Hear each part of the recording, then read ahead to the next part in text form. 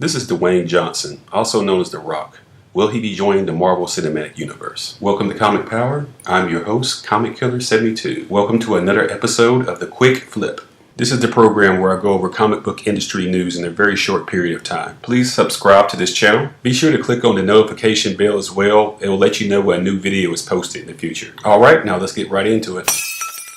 Before we get into his MCU connection, first let's go over his career a little bit. He was an aspiring NFL player, but he didn't quite make it. He was playing with the Miami Hurricanes in college and was a member of the 1991 championship team. For a brief moment, he played for the Calgary Stampeders for the CFL, but he was cut from the team and it looks like his football career was over. So he made his way over to professional wrestling, which his father and grandfather had participated in. That's a fact that most people didn't know. He went on to become one of the biggest stars that professional wrestling has ever saw. He sported good charisma and a handsome face that women loved, so Hollywood came a knocking. He made his film debut in 2001 in The Mummy Returns playing the Scorpion King. He's made a good career for himself as a leading man in action films like Rampage and San Andreas. But he's also pulled off charming comedies like The Tooth Fairy. His biggest success, obviously, is as Luke Hobbs in the Fast and Furious franchise. A franchise with so many sequels that I lost count. And they did a spin-off of it with Hobbs and Shaw coming later this year. His comic book movie connection is as follows. In late 2014, after Marvel put out their roster of upcoming movies, DC answered with their own slate of movies.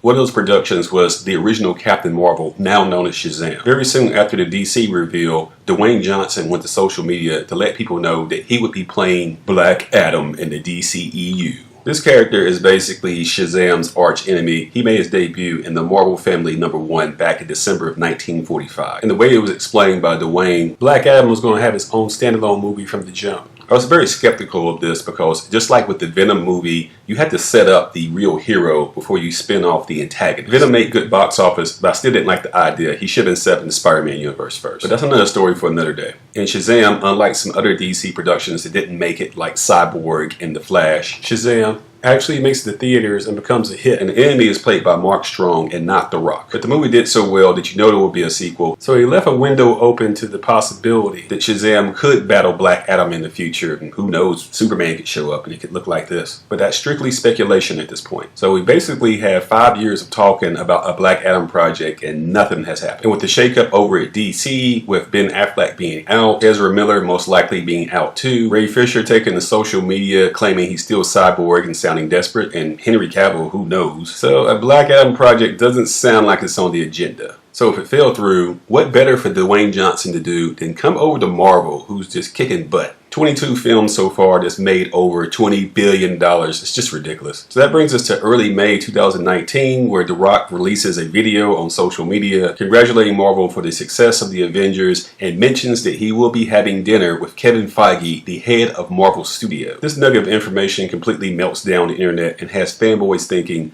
what would Dwayne Johnson play in the Marvel Cinematic Universe? So I say hold your horses first. It's just dinner. Kevin Feige speaks to a lot of people. It doesn't mean it's going somewhere. For example, Feige met with Al Pacino over dinner over a possible role, but Al has not showed up in the MCU yet. And that meeting was years ago. So let's not get ahead of ourselves to think that The Rock is coming to the MCU. But it's fun to think about who he could play. So let's go ahead and get into that. Could he play Hercules in the upcoming Eternals movie? I don't think so, because he's already played the Hercules character in another production back in 2014, and that would confuse people. Is it their other Hercules, or is it the Marvel Hercules? What about the Sentry? I don't think Marvel has done enough to set this character up. The level of power he has needs some explanation and backstory, which they haven't really set up. To me, the most obvious character he should be playing is Namor the Submariner, which a lot of people seem to forget is Marvel's oldest character, first introduced back in 1939 when they were Timely Comics. And he's really the first anti-hero in comics if you think about it. He comes from Atlantis and comes to the surface world to punish humans for polluting the ocean, which is wrecking his world. So this is not Superman coming to save the world. This is somebody coming to destroy it out of revenge. In Iron Man 2 and the Age of Ultron, we got hints that Atlantis did exist in the MCU. You probably haven't seen him yet because his movie rights are very complicated and tangled up in all types of contracts from the past. The last information that we have is that his rights were tied up with Universal, but the Hulk's rights also are with Universal. But Marvel can use him in a team-up movie, but not as a solo character. So we'll have to wait and see exactly what happens with Namor, and we'll have to wait and see exactly what happens with Dwayne Johnson, aka The Rock. Whether it's Black Adam or it's Namor or whatever, it's going to be a pretty big deal when he does show up in something.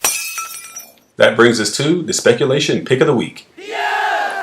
And the pick of the week for May 8th, 2019 is Batman and the Outsiders #1 from DC Comics. The Outsiders were first introduced in The Brave and the Bold #200 back in 1983 and were a mix of existing characters updated and brand new characters as well. The highest profile characters were Black Lightning, who DC didn't know what to do with after they canceled his series back in 1978. The character currently stars in his live action TV series on the CW at the moment. I don't think he was worthy of a series. I had a video about this, link in the description. The Brave and the Bold #200 was the first appearance of Katana as well, who got a bigger profile by starring in the Suicide Squad live action movie. There was too much going on to really get her any light in that movie. It's really a cool character. See my video about the top 10 Asian comic book characters in comic book history, link in the description. I'm glad to see the Outsiders back, and putting Batman's name in the front to help sell this is a good idea. The runner-up is Star Wars Boba Fett #1 from Marvel Comics. And this character has remained popular for nearly 40 years. He's basically an intergalactic bounty hunter. He's one of the few characters that Star Wars has not overused. And he has a very deep cult following. And don't forget about Wonder Woman #70 from DC Comics. I always recommend this book because they have the Jenny Frizen cover B variants, and they always look outstanding. Jenny made my list of one of the top 10 female artists in comics, link in the description.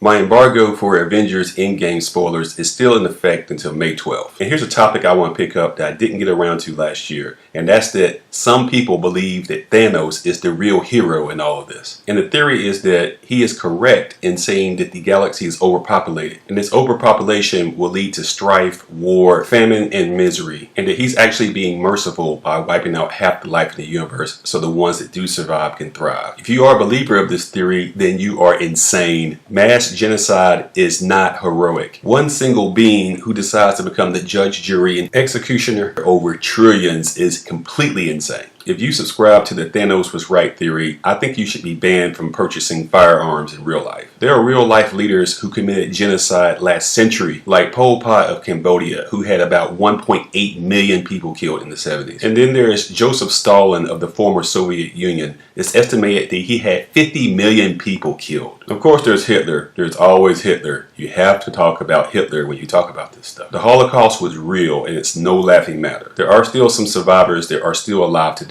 And Hitler's crazy, insane campaigns of war is just too high of a number of lives lost to even count. And I know that Thanos is fictional, but if you subscribe to the theory of what he's talking about, please seek help. Anyone that signs off on it in fiction is troubling, and anyone that actually does it in real life is a monster, not a hero.